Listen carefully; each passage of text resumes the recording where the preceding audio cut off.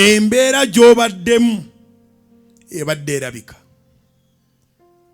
ebadde ya lwatu, ne gw'oteewolangako naye agamba tolina ssente,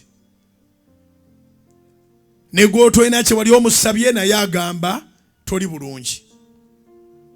Embeera yo yeeraga.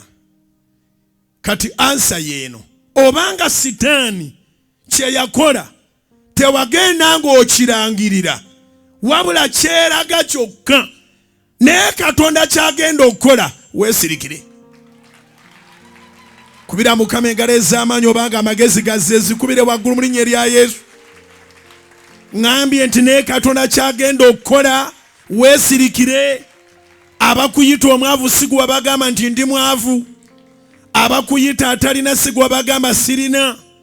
Abantu bakimanyi nti toyina ngoye.